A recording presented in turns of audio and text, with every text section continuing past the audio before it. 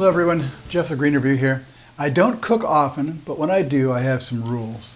Hot chocolate isn't made with powder, real chili doesn't have powder, beans, or noodles, and pumpkin pie and pumpkin bread don't come from cans. I'll talk about the others in other videos, but today we need to talk about pumpkins.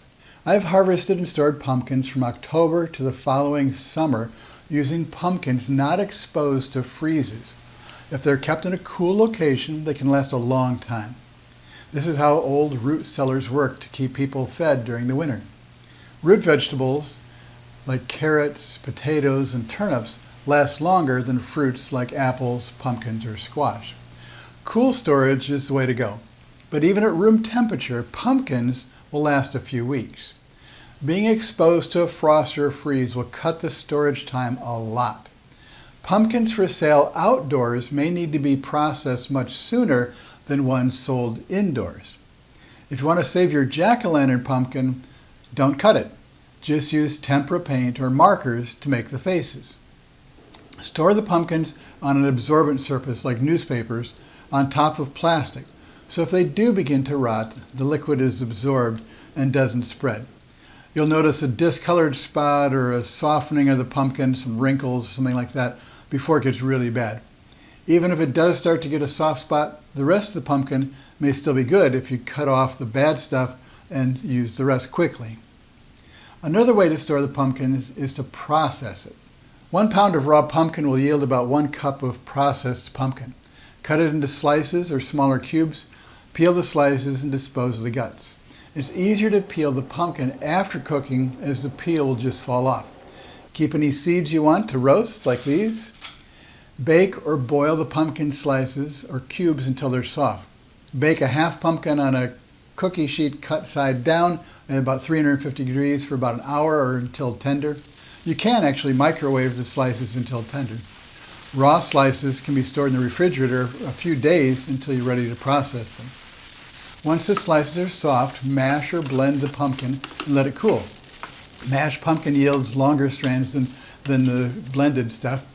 That gives more texture to pumpkin bread and even to pumpkin pie. Drain off as much water as possible and measure the processed pumpkin into 1 cup portions and place them into freezer bags. It can be frozen for a long time.